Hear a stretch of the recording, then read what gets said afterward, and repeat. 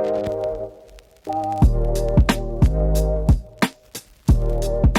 and welcome to the Practitioner podcast. This is a podcast from us at Renaissance, and we're a network of missional practitioners and microchurches in the greater Boston area.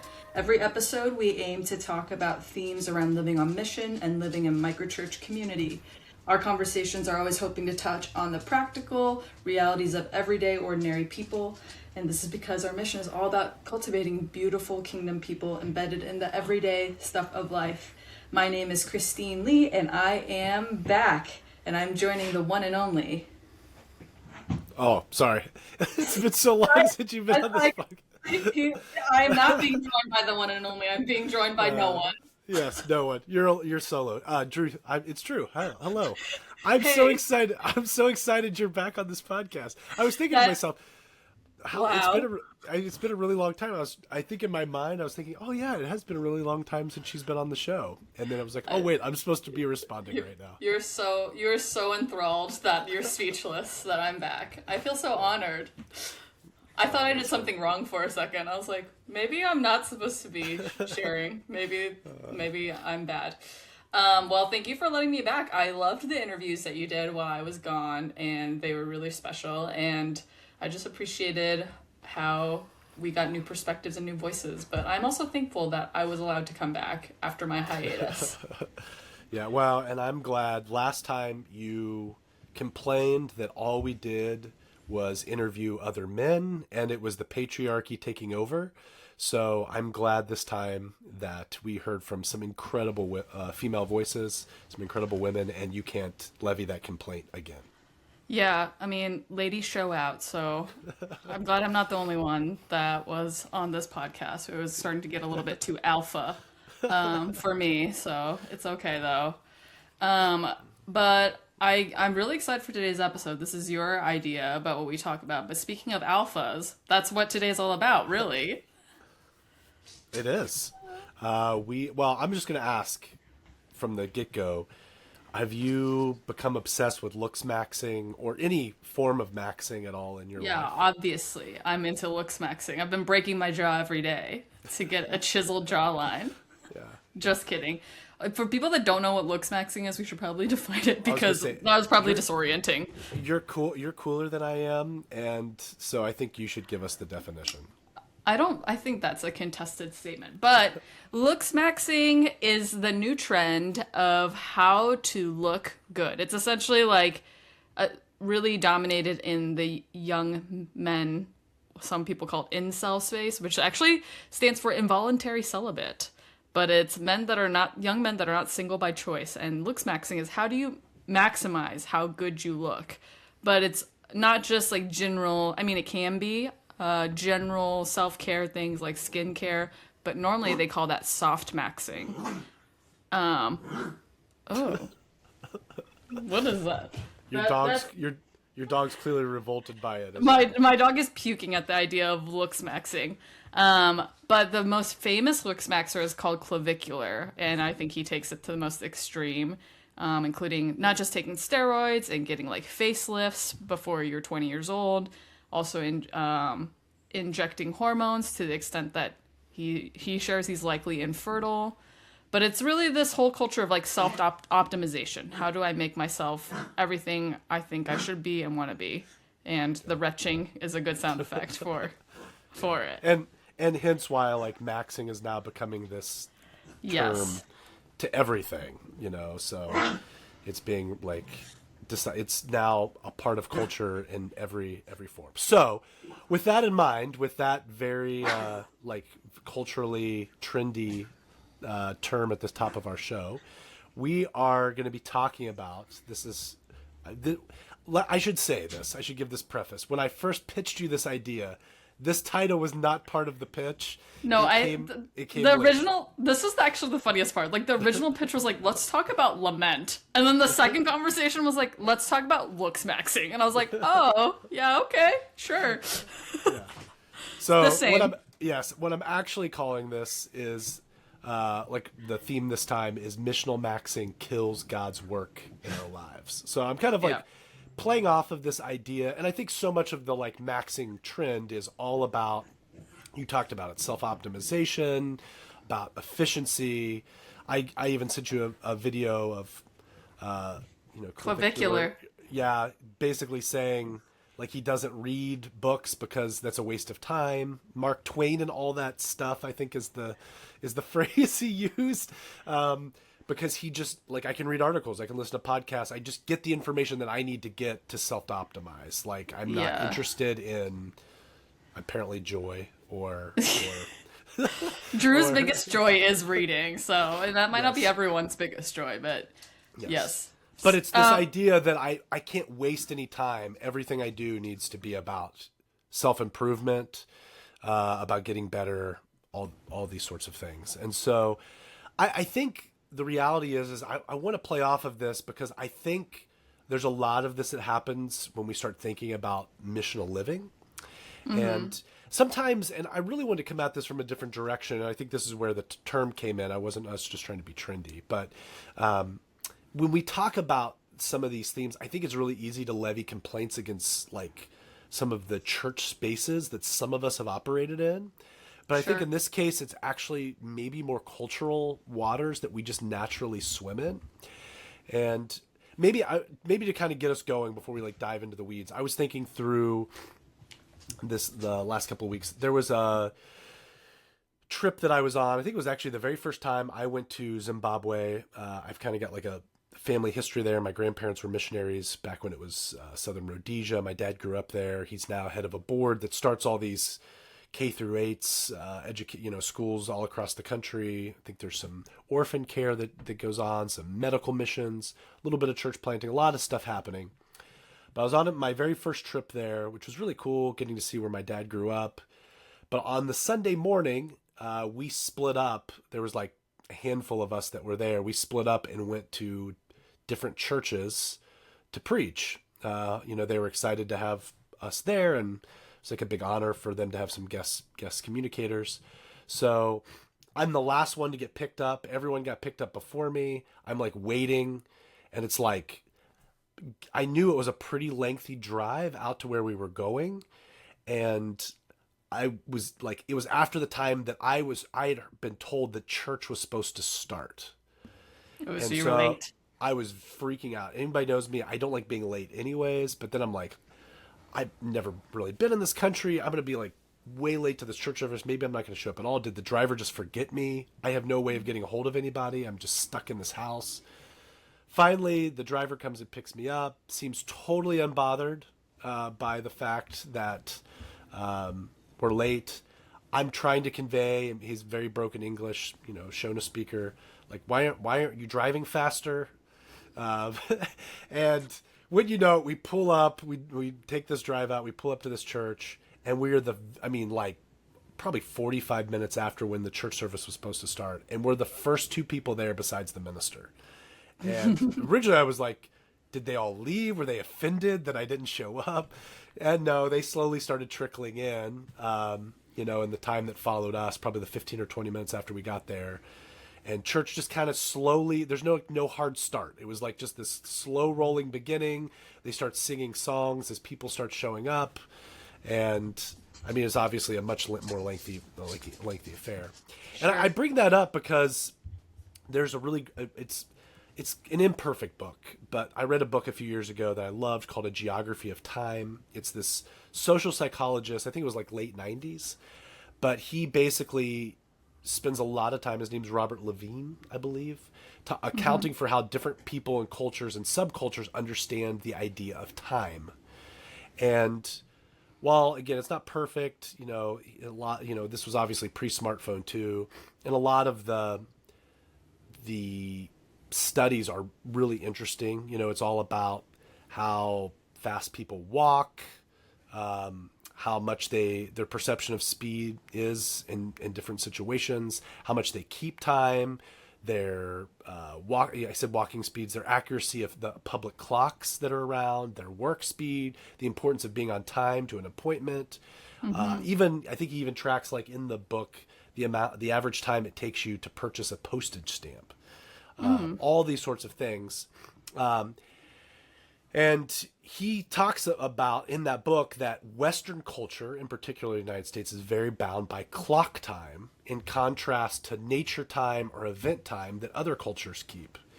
And I think it's really interesting that some of it's anecdotal, but just the speed at which we live in comparison to cultures, and especially super fascinating, like the further you get from the equator, typically the faster people operate by and large. But all kinds of interesting things. But in there, he actually also breaks down different regions within cultures. And in the book, the Boston area is the speediest culture in our country. So we're already on the far end of the world, and we live in the greater Boston area in the speediest culture that Robert Levine tracks, again, anecdotally. And I know when I first moved here, it was difficult for me to adjust to just the rapid speed, everyone having multiple side hustles, trying to stay ahead of societal and social and lifestyle economic categories. And I think we live in this culture where, because of that, living in Western culture already, and then we're on the far end of it, everyone is constantly obsessed with optimizing themselves, of trying to make the most of clock time. It's why, there's no time to read Mark Twain and stuff like that, because we're in this self-optimization thing. And I think when it comes to mission, this is a very long intro, but I think when it comes to mission, I think we operate so often with that, like, mindset of I've got to be doing, I've got to be optimizing, I have to be claiming all the time with hyper specific missional activity. And if you see me on video, I'm doing air quotes there. And I think it's actually killing us. And despite some of what we've heard, I think that's actually the church in the American setting swimming in the waters of its culture and not living in the way of Jesus. And I think it's easy to bathe that sort of activity in spiritual language, but I don't actually think that's the life Jesus has for us. So long intro, but that's how I pitched this to you. And then we got to Missionalmaxxing. Yeah. Well, and I wonder, I think there's something to looksmaxxing, coming back to like that culture, this cultural idea that is inherently competitive. Like, do you know what mogging is? No. See, this is why you needed to You need to get in with the youths, but mogging is part of looksmaxxing, and it's essentially like you can use it as a verb, you can use it as a descriptor, but it's about being better than somebody else. So I could say, I'm hair mogging you, Drew, because if you've never seen Drew, he's bald, and I have hair, so my hair is better than yours. But that's so much, and in part of the looksmaxxing, and I think self-optimization culture it's not. It would be one thing, I guess, if you're just trying to be better for yourself, but I think if we're honest, a lot of this being better is about being better than somebody or something else. And I think that there is something to how that has seeped into American spirituality. Again, not even just being like, oh, like these are the spaces we come from, but in general, it's because if you grow up in this Western space, it's so hard not to be like, if I'm improving or getting better at something, it's not just for the sake of getting better. It's to be better than somebody else. It's to be better than something else. It's about proving something. And so I think that's why I'm also excited to discuss this at large of like, how do we live counterculturally in the way of Jesus? And part of that is slowing down and just untangling ourselves from this myth of self-optimization. But also part of this is about, I think, learning that we have nothing to prove. And I think that's really important too. I think that's when you were talking, because I was thinking to myself, like, yeah, I do think there are some of us that are achievers that are competitive, but I think there's a lot of people, it's a form of identity creation. Yes. So it may be less of like, I'm competing against someone else in the church and I need to be seen as more missional or more evangelistic or more, but it's more of like, if I claim to be a Christ follower and take this seriously, this is how I form an identity in that. Yeah. And I don't think there's a lot of thoughtfulness around like, do I have an identity in Christ without achieving something? Yes. So, yes. Yeah, I think that's totally it. So I guess like maybe I'll bring the first question as we kind of dig deeper into this conversation of maybe we'll just start personal. Where do you feel the most pressure in your own life to optimize, and like how do you wrestle with these feelings of inadequacy around maybe some of your life choices? Yes. There's so much. I mean, I think on my good days, I think I'm having more good days than I used to. But I think on my good days, I'm content, and I have the space to breathe, to reflect, to experience joy, to experience lament, to discern maybe where God's at work. On my bad days, I still think there is a part of me that I weigh my life in the results spiritually that I achieve. And I grew up, I appreciate, our movement of churches were very focused on the Great Commission. I probably disproportionately cared more about the Great Commission than the Great Commandment, if we're being honest. But I've had to do a lot of personal work in Henry Nouwen being a great mentor for me, just reading, of understanding that I am beloved, that I don't have to achieve anything, I don't have to earn anything, that I am already looked at as a child of God who is deeply loved and cared for. And it's not a matter of my life, that whole don't waste your life thing that was so much of the 90s, early 2000s culture. I was wrapped up in that. And I was at high school conferences that if you were a kingdom maker, kingdom worker, kingdom maker, you were like way more, like your life seemed to matter a little bit more. And I think on my bad days, I still if we're in a tough season of our micro church, or if things aren't going as well as I would like them to in our movement, or I'm not seeing the kind of breakthrough I'd love with my neighbors, I start thinking to myself like, well, maybe I'm a disappointment, maybe there's something wrong with me. Maybe I'm not overt enough about my faith. I start having all these doubts. And like I said, I think I'm having more good days than bad days, but it's still a wrestle. What about you? Yeah, I think similarly. I don't think I'm as much of an achiever as you by personality, but when I was thinking about this question, I mean, we talk so much about context, and it's like I'm the oldest daughter of a Chinese immigrant family. My whole life has been oriented towards being excellent, and being excellent at school, being excellent at whatever I'm trying to do. You are pretty good about everything you do, which kind of ticks me off. That's not true. I feel like now I'm just like mid at everything. I'm making peace with that.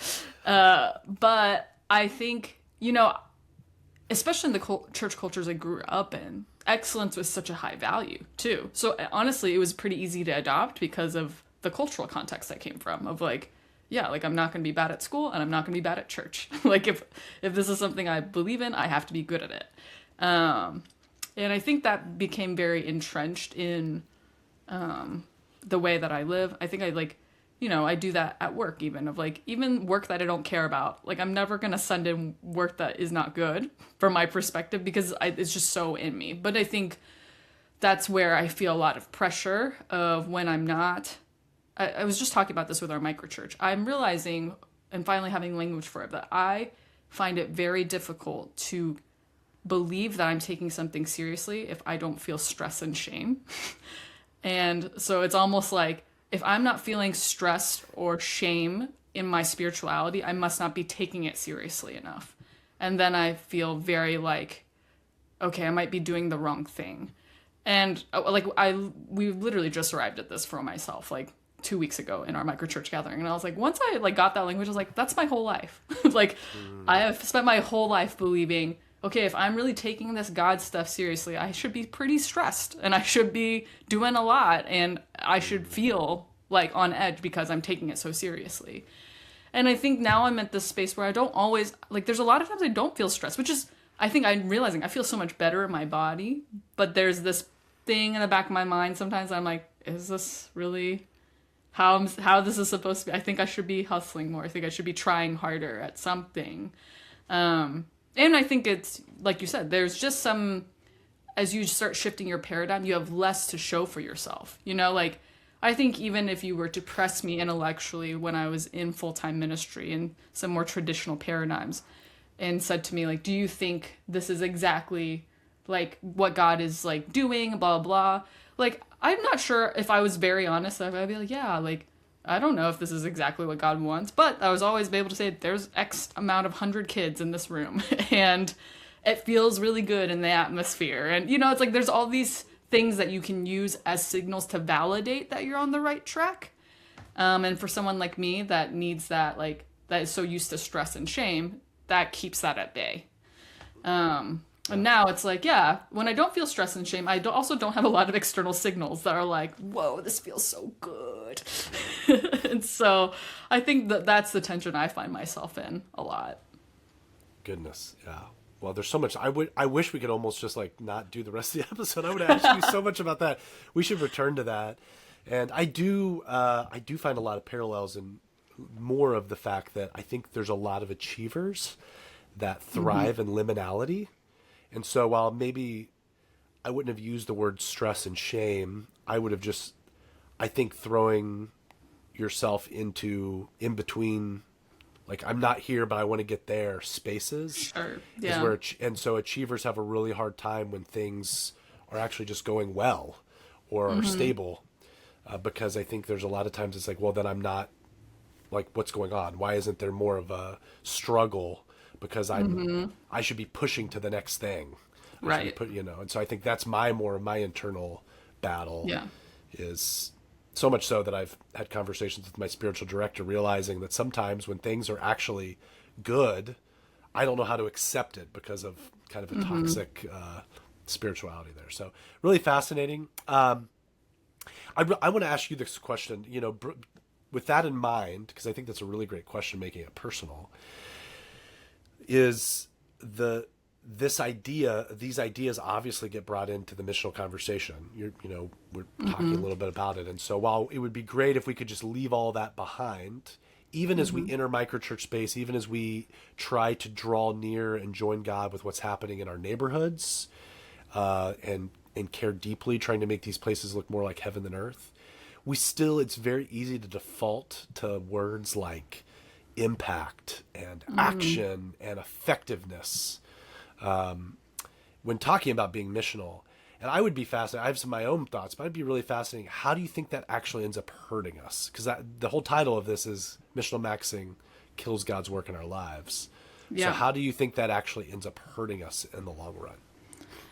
Yeah, maybe I'll start with some of the texts that my microchurch and I have been working through. We've been reading through the book of Acts for probably the last 6 months. And a lot of us come from similar backgrounds of like different forms of evangelical churches, different sizes, different denominations, but that's the overall trend, right? And it is so interesting because it's like one question we keep coming back to, no matter the story. It's like, we read about Peter and John asking, like, healing the lame man and telling him to get up and walk. We recently just read about Paul exorcising the demon-possessed slave girl who was, shouting about them bringing good news. And the thing we keep talking about is like, how did they know that was exactly what they were supposed to do? And it's like, really the question we keep asking is like, how do we become effective like them, right? And it comes from a good space, but I think as we keep having the conversation over and over again, it's like, that's the proclivity we have being raised in that kind of faith tradition and environment, is we're reading these texts, trying to figure out what's the formula to bring the most impact and effectiveness into my work now. And I think something that's helpful is like, we were reading the text this week with, I think it was Acts 16, about this slave girl that was fortune telling and had a demon in her, and Paul freed her. But it was interesting as we were reading it, it was like the text said, Paul got so annoyed that he called the demon out of her. And something really stuck out to me, I think, being like 4 or 5 years into this missional experience and journey. It's like, oh, like, sometimes the text says like the Holy Spirit told Paul, or the like God like really spoke and was like, this is what you need to do. But in that moment, Paul just got annoyed and then did something. And we were just discussing like, what if God works through things that we label as like inconveniences or just parts of ourselves that we might not even be proud of? Like, I don't think any of us would like flash our annoyance and be like, look at this thing. Like, I'm so glad I get annoyed. But there's something about the Holy Spirit sanctifying every part of our lives, and that God can use anything, like anything in our lives. And I think that the harm of just being so focused and myopic about impact and effectiveness and whatever action is that we don't see that maybe God wants to use you feeling really annoyed or really pooped or really discouraged, or God wants to use this passing moment, or even a choice that you made that you look back on and you're like, wow, I think I would have chose something else if, like, now that I have this perspective, whatever. But I think the longer that I'm, steeping in missional living, it's learning to just be present enough that, like, God is working right now actively. I don't want to miss it. And it could be something so mundane and ordinary, but if I keep trying to chase that perfect formula of highest impact, highest ROI, essentially for my behavior and action and excellence, I am going to miss the thing that God is actually doing.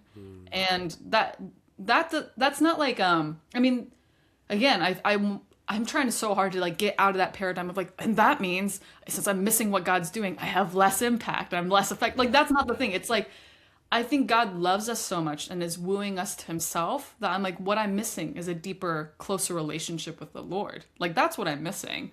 Like, God's going to do his thing regardless. He's fine. He's okay. But for me, when I miss these things and I turn living on mission to, like, a 2x2 of highest impact, I end up not knowing God as much as he wants me to know him and as much as he wants to know me. And I think that that's, like, what I'm learning and unlearning over and over. I say unlearning, like, because I'm like, I just feel like I'm not learning it well. So I feel like it's a daily unlearning of, like, oh, I still am so oriented around, I got to really make sure this counts. I got to really make sure I find the right thing to do. But I think the more de-stressed I am, the closer I'm getting to God, the more I'm just seeing, like, he is not stressed at proving himself or getting the highest ROI or maximizing impact out of me. Like, he doesn't see me as a machine. He loves me, and I'm his child. And if I need to play in the dirt today and mess around, like, it's going to be okay. Yeah. Well, I mean, I love what you're saying because I agree 100%. And again, we frame conversations out a lot of times from a very, like, church-centric perspective. But I think what you're saying there, I love the ROI, because I do think this, unfortunately, we end up casting God as corporate CEO. And, I do think there is something directly connected. There's a reason why we are our GDP is great in Western culture. We work at a very frenetic speed. And, again, there is good and bad that come from capitalism. But I think it's really easy to bathe our spirituality in late stage capitalism. God becomes CEO. And I think we end up, in doing so, we end up killing ourselves in the process. And to your point, what you're saying, we actually end up missing God. I love Thomas Merton, who I love so much, says, unnatural, frantic, anxious work done under pressure of greed or fear or any other inordinate passion cannot properly be speaking dedicated to God. So it's just important for us to recognize that in ourselves and in some of the way that we speak and the language. And I think what ends up, the problem is when we look around us, we see a lack of efficiency that God is using all the time. I think that's why what's so powerful about when we spend time in creation is because so much of creation defies some of those principles. Yeah. Sometimes it's beautiful just to be beautiful. Sometimes the way that the flora and fauna work together is not the most efficient process. And it's not just to hit some end or some, be the means by which God uses to accomplish something at the end. It just exists. Or I think to myself about, via my wife's work, we have a lot of students with, high functioning disabilities that work in our coffee shop. Yeah. By a very corporate mindset, they can't achieve the same sorts of ends that, maybe someone who doesn't have, that's not on the spectrum or who doesn't have Down syndrome would. But their lives are beautiful and they're meaningful and they matter. And we could go on down the list. There's all these places around us where that becomes true. And I think in the process, when we start to view God that way, we never actually get to experience God. I think we end up doing all this stuff on behalf of God, which, by the way, Jesus warns us, that those are the people who he's going to say, I never knew you.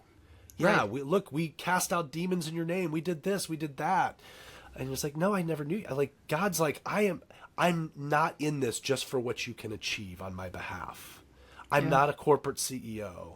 I am in this because I love you. And there is a part of us that I think is created to create, that is created to join God in goodness. I think we have been designed to be co-creators with God, helping create flourishing and wholeness. There's part of us that wants beauty and we long for people to come in relationship with God. All of that is real, but we're never put on a time, never put on a stopwatch. There's no scoreboard in heaven that's going to say, I used to hear sermons all the time that, God's going to show us all these people who could have, we could have, had we been more serious, look at all these people who could have been in heaven that aren't because it's your fault. It's like, no, Right. that's not in the Bible anywhere, by the way, So I think the problem is there are these embodied parts of us that are just dying, that have atrophied. Like, again, I mentioned these earlier. There are joys of things that God has done in our lives that we never have time to celebrate, or we miss because it doesn't fit into this framework. There are things that need to be lamented that we can't fix, by the way. We're not going to fix it next year. We're not going to fix it in our lifetime. And all we can do is admit our powerlessness and lament it together and say, this is not the way the world is supposed to be. We never have space for that when we think through this. Yeah. We're going to cast aside people, by the way, who don't fit into this paradigm because they're not going to help us, reach the ends. People that deserve to be sat with and appreciated and cared for. We're not going to end up taking time to discern maybe where God's at work and where he might be calling us, by the way, to a very inefficient process. Go read the prophets, by the way, and see how often God calls his people to things that don't accomplish much at all. We're going to miss all of that. And in the process, we're going to be tired and we're going to be burned out and we're going to be anxious. We're going to be frantic. And all the while, God's going to say, I never asked you to do any of that, by the way, on my behalf. You cast that narrative onto your own life. And in the process, I have been, as Psalm 23 said, trying to lead you beside still waters.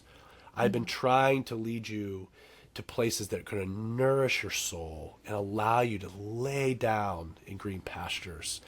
Let me be the good shepherd in your life, rather than what the world is wanting to use you to be. Yeah. Yeah, and I think like when you frame it as like God as CEO, it's like I think it really hits like I think I've said on the podcast, I work in like corporate tech now, and tech is having a bad moment because of AI. And you feel it across the company, like not just like in our stock performance, but because our stock is doing so poorly, like our C-suite is manic. And it's just like they're so anxious, so it's like the whole company has to be like, let's throw spaghetti at the wall so we can generate revenue. Like that's the goal, right? And it's like they do need us to produce in such a way to achieve something. And God is really not like that. Like he's got it covered. And if we relate to God in such a way where we're always having to be efficient and impactful and high action, right? It's like really what we're saying is we believe in a really anxious God, an insecure God. And A I God think that has no agency too. It's all up to us. Yeah. Right. And it's like, I think most of us intellectually would be like, well, I don't ascribe to that.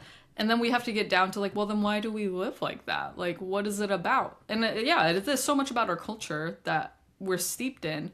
But then that's when we have to like figure out like, well, then how do we resist? Because this is not what's forming me into the likeness of Jesus. Jesus is not anxious. He is not insecure. He does not need people to produce in order to be okay. Yeah. And I think I also wonder to myself, I've been having these thoughts a lot. It's not that the Bible doesn't give us some idea who God is, and it doesn't mean that I haven't experienced God in some very real and tangible ways in my own life. But I think what I hunger for in my life, and I think a lot of the spiritual searchers around me, what they're longing for, is a mysterious God, a God that they can't totally figure out, who's bigger than them, who's doing things in the world that don't always make sense. And I think when we operate this way, we're almost acting as if faith is so easy, it's so straightforward, and by the way, God's not involved at all. It's just up to us. There is no, the church is God's plan A, there is no plan B. Actually, no, God is God's plan A. I say this all the time. God is God's plan A. And so that idea, I think, is just, I actually think it lacks spirituality. And so I think also we end up treating people in very gross ways, and the journey that we're inviting people in doesn't sound like good news. Yeah. Like I want to invite people in to say, like, I'm experiencing God in these ways. Would you do you want to come, try to explore what God might be doing in you, where, how you might be experiencing him. And there's things, again, we open our Bibles together, and there's things we figure out about God. But like you're even saying in your group and reading Acts, there's also times where I open scripture and I'm more confused than I started with. And that's the whole journey. And right. I need space to wrestle. I need space for wonder and mystery, not just achievement. Yeah, that's so good. I guess, building off of that, what are the sort of sustainable missional habits that you think everyday people should be fostering to experience more of God in this way and to kind of be enamored and engage with mystery? Yeah, I think for me, I know this is probably going to speak more to achievers in this call, but I do think that are listening or watching this. But I think this applies to everybody. I think one of the things I'm just trying to do a better job of is to not act instantly. Just because the door got cracked open with a neighbor and an opportunity is something in our microchurch, that doesn't mean I have to rip the door open and run through it. It's okay to take a deep breath, and I think we need more silent. We obviously have an Abide cohort, by the way, that talk about silence and solitude and Sabbath. But I think we need more time in silence. We need more time in solitude. But we also need more time just being able to wrestle. Like, God, is this actually where you're leading? I'm going to wrestle with this myself. I'm going to wrestle with this in community. I'm going to wrestle with this with people that are close to me. I'm in no hurry or no rush. And I think that would be really just a really useful practice for a lot of us. Like, if God's calling you to it, he's probably going to be calling you to it in 2 weeks or in 2 months. And it doesn't mean you missed, I think that's where I get this anxiety. Or am I going to miss my chance? Like, no, that's, I don't think that's how God operates. That's not how the world operates. And so I think I'm taking the time to do and again, it doesn't mean that there's going to be, God's going to hire a skywriter, or there's going to be some blinking billboard in the heavens, but it might be able to say, as best I can tell, this is where God's leading in the season. Let me try to walk that out and explore a little bit. And then we're going to come back and discern together. How did it go? Where did maybe have I missed the mark? Maybe where did God actually do something really beautiful? Oh, wow, we were way off on this one. And, I think maybe we were operating our anxieties and compulsions here, not on what Jesus is actually trying to do or where the Spirit's leading. I think that would just be a very useful practice. So there's many others we could list, but I just want to start there. What about you? Yeah, I think this is going to sound maybe silly in some ways, but it's the kick I'm on right now. I think you should either return to or get a new hobby that requires skill and cultivate it. I was just telling Drew the other day, I haven't played classical piano since 2010, and I need to learn a Debussy piece for a wedding I'm playing in a few months. And I literally was like, I don't think I remember how to read music. I just have been playing worship music, which is just chord charts. If you ever play music, I'm like, it's such a different part of your brain. It's a very different way of learning music.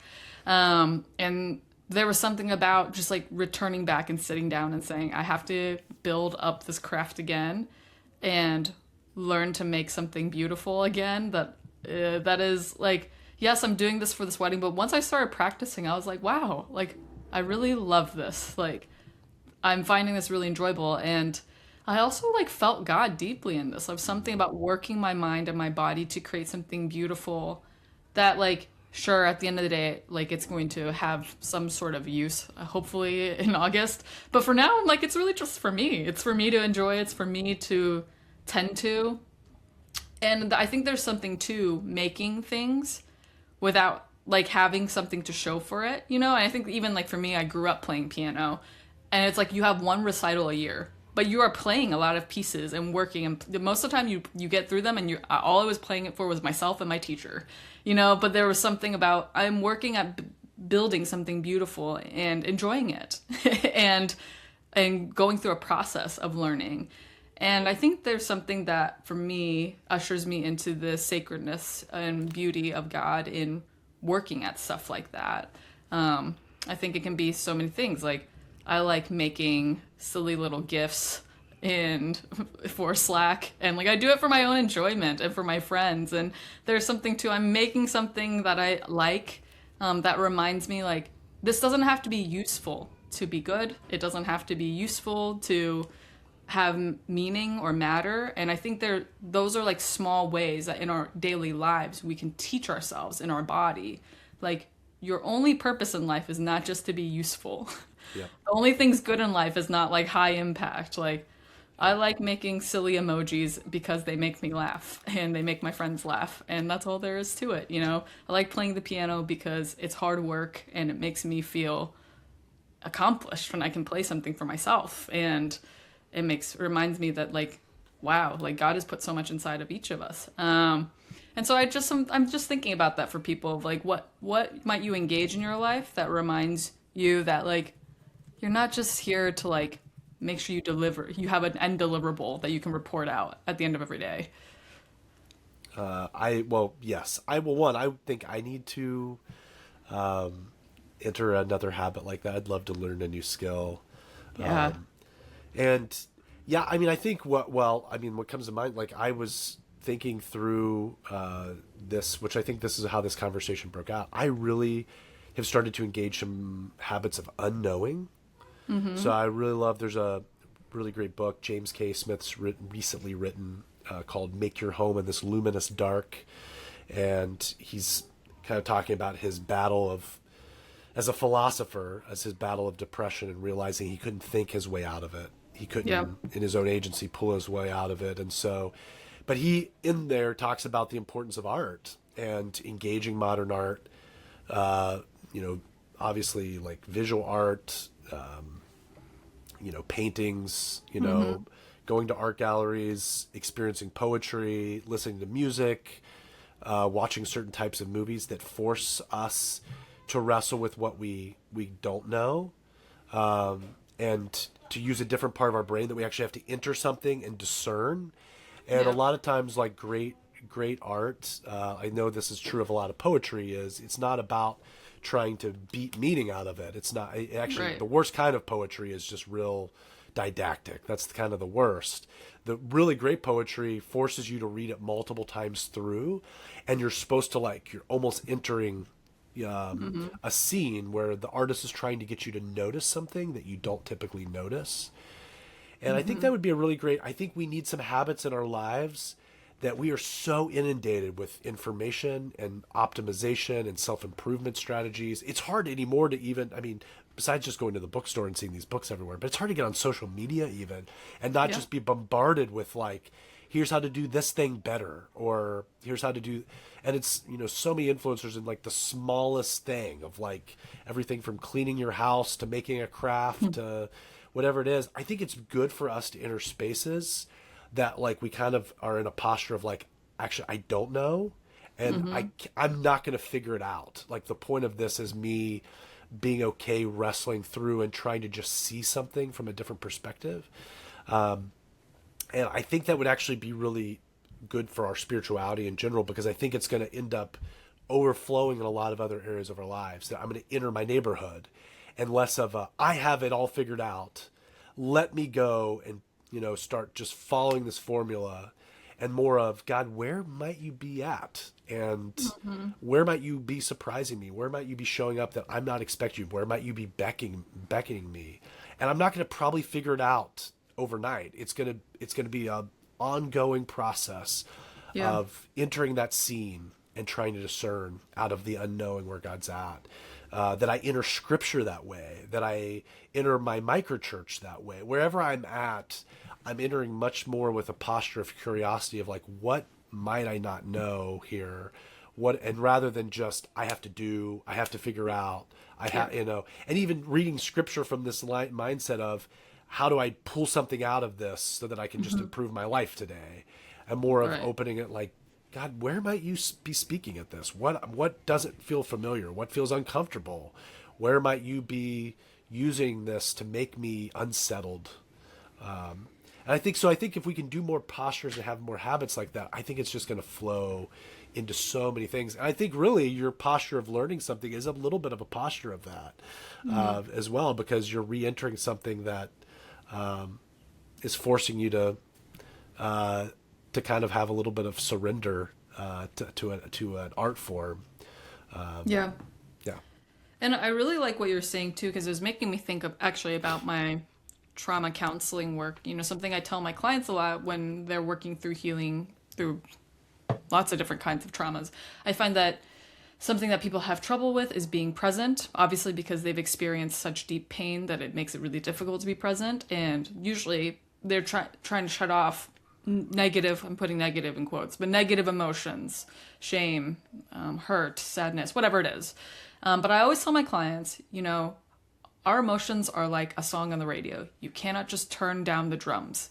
You turn down the whole song when you turn it down. And so it's this, like, we can't just turn down the negative emotions. We also turn down the good ones, like joy, elation, excitement. And I think, like, to me, so much of following Jesus is learning how to be a whole and flourishing human being, to be a healed human being, and to bring healing into this world.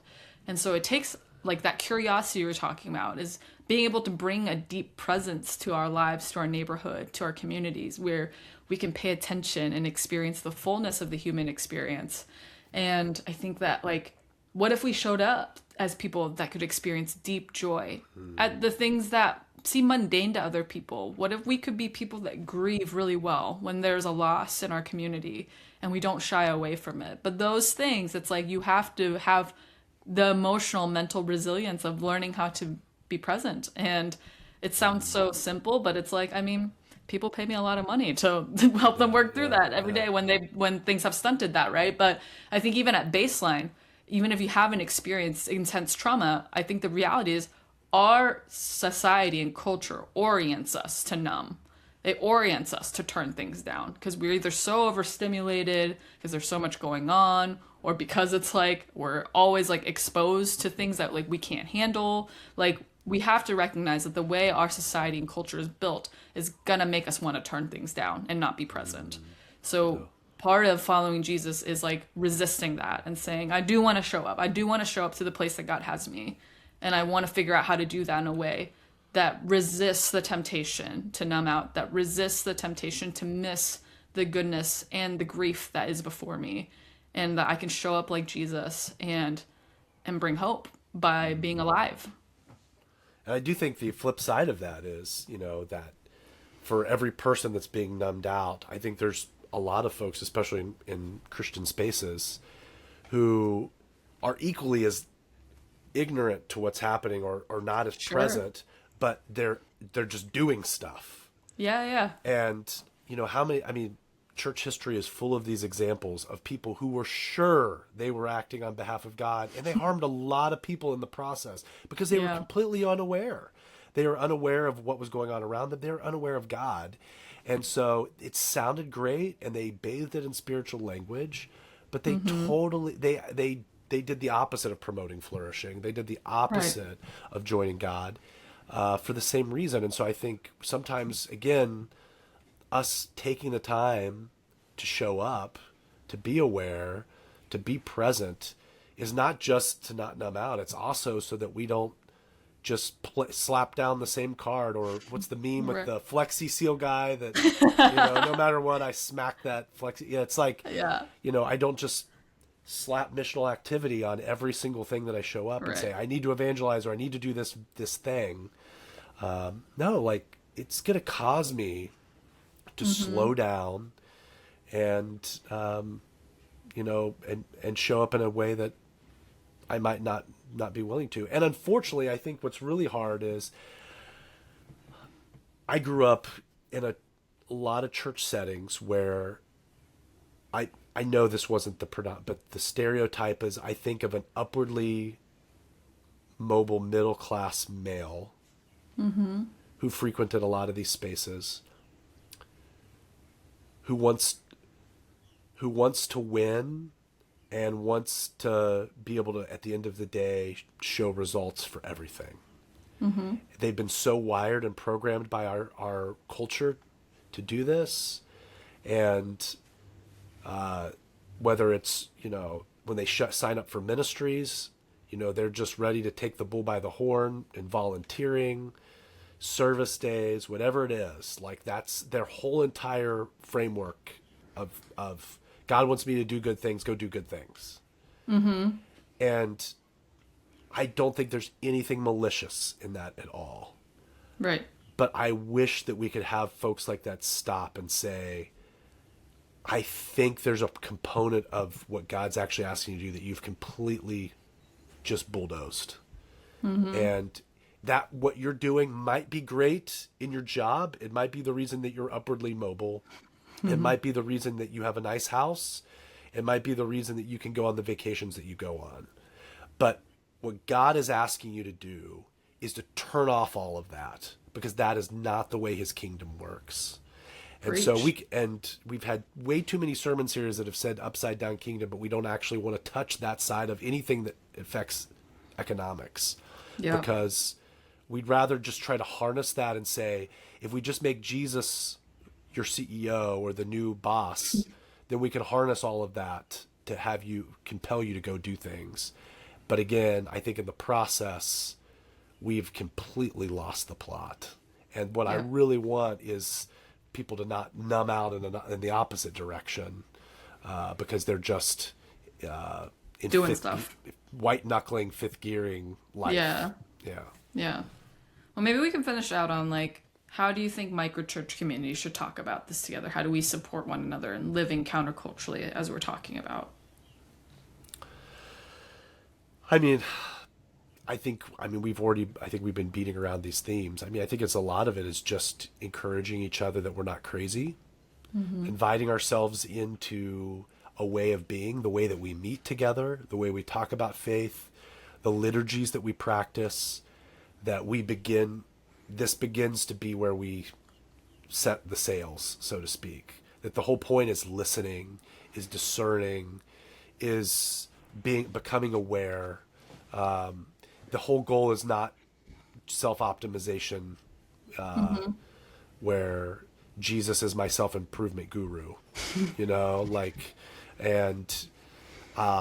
again, I think sometimes it's the same way, maybe to give an example, Jonathan Haidt has written a lot of stuff about technology and kids. Yeah. And he talks about what's really hard, and especially it's really hard because a lot of parents get guilt and shame if they're not the ones giving a cell phone, or if they want to let their kids roam a little bit more. Like how I got to be raised, like they're worried that someone's going to call the cops on them. Right. And that you really need to have almost a collective around you so that you can feel permission to kind of raise your kids in a way that you think is healthy. And I think that's what we need our microchurches to be for us when it comes to our spirituality. Like, it's okay to live counterculturally. We know some of this stuff's unhealthy for us, and yet we don't actually have any place to go to practice a different way of being. And so I really want my microchurch to be that for me. Yeah. What about you? I was thinking about how it's really, I think in the podcast we've talked about how we need to pay attention to our own limits, but I think maybe a way that microchurches can pinpoint this kind of thing together is like, do you know the limits of the other people in your microchurch? Do you know the limits of your community? Like, I think something that's been like, I spent the first 8 years of my adult life, doing a career in mega church where my whole job was getting people to do stuff. Like, get you to show up to worship practice, get you to practice your stuff, get you to be really good at your whatever you're doing on stage, get you to master every transition. I was really good at that. And then, you know, like I into this world where I've just had to learn, like, my job is like, I can't do that. Like, I don't want to do that, but I know there's proclivities in me to like, I'm like, oh, like, we need somebody to host. Let me like make sure to motivate somebody to do, you know, and it's like, I've just had to learn sometimes people can't do stuff because of what's happening in their lives. Sometimes people don't want to do stuff because of what's happening in their lives. And how do I be okay with that? Sometimes I don't want to do stuff. How do I, you know, like, and like, how can your community make space for when people can't and for when people won't? And I think we're not supposed to guilt them. No, I don't think so. I mean, I thought we were, but like now I know we're not. Like, it's like there's safety in like the resilience to say, maybe we just won't do that then. If no one can do it, we're just gonna go without for a while, and like it's okay. And there has, you know, like I think in the beginning I was a little bit anxious about that, like where it's like, oh, like we don't have enough for this, or like this event isn't going. I think I've told a story, like we tried to plan this like outreach for the unhoused and like packing supplies, and like no one was into it, and then like we didn't do it. And you know, it's like instead maybe like the thing I learned is like people aren't in the space where they have the margin to do that. And at that point, like I really learned like a lot of us were like hurting and recovering from things in our faith, and like that like outputting something wasn't really going to be helpful to us growing in Christ-likeness. It was a thing to do, but it wasn't going to actually help us become more like Jesus and less anxious and more whole. And so I think it feels really important to like be able to recognize what are the limits of the other people you're sharing community with, and then like kind of assess, like, does your community have space for that? Or are you guys always like wanting to respond with, how do we get us to step up? Like, if there's a limit here, we got to step up, instead of just like, okay, we'll just maybe be a little bit limpy and get through another week together, and it's not going to be as full of pizzazz as like the ideal picture in our mind, but it's good, and we're becoming like Jesus, and we're together. I think those are things that I've been learning over the last couple of years, of just like that frenetic, I have to make sure we get there. like you have to find ways to notice that within yourself and resist by like letting other people be okay. And I will also say, maybe at times when you start noticing that in yourself, you're going to see, oh, maybe my community's not doing the things I hope it do, and I feel a little bit disappointed. Don't shame yourself that you feel disappointed, but recognize, like, where's that coming from? Is that coming from God? I think that a lot of our disappointment in things like community not going in the ways that we want it to is less from God and more from the way we are enmeshed with our cultural standards of productivity and impact and action and effectiveness.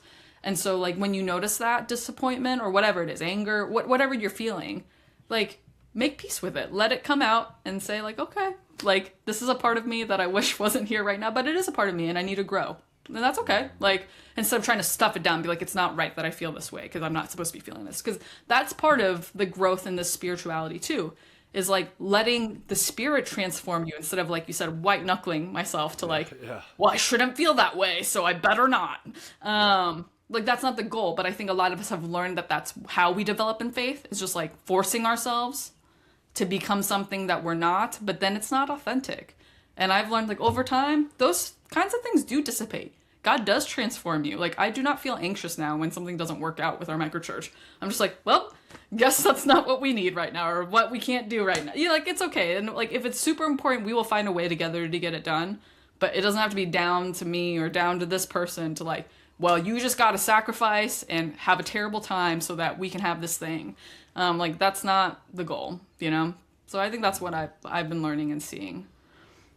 I mean, I don't think it gets much better than that. I love all of that. And I think that invitation is perfect. We need to, I think, just sit and start asking ourselves a little bit more about our motivations. Why, what, you know, good and bad, and, you know, or perceived to be good and bad. Sure. Yeah. You know, why is this tough for me to participate in this? Why am I struggling? On the flip side, why do I feel this anxious compulsion to go do something? You know, and why am I frustrated when other people in our microchurch, aren't meeting me and helping me enact this dream, I probably need to do a lot of self-reflection that maybe what God's trying to invite me into. And unfortunately, I do think there's a lot of people that have never been forced to have that self-reflection because they've always bathed it as, I'm the holy person that wants results for God, right. and you're not. Right. And I think a lot of us need to ask ourselves the question, like, no, I think you've never actually sat and just reflected on who God says you are. I don't think you've sat with some of your insecurities and some of the ways you're forming identity. And I would so deeply desire for you, for anyone in our micro churches, for anyone in our network, anyone who's listening to this, to have space to have that self-reflection. Because I think what you're saying, what you referred to earlier, is I think we're going to find healing and hope and feel more like ourselves than we ever have before. Yeah. I think that's the perfect note to end on. Mic drop. Thank you, everybody, for joining us. Thank you also for listening to our dogs and our kids and my dog throwing up in the background. This is real life. So we're excited to keep journeying with you and walk through the realities of following God in the everyday. And if you want to find out more about Renaissance as a network, we have a website, wearerenaissance.org, and you can join a future cohort. You can check out our microchurches. We would love that. And on that note, bye.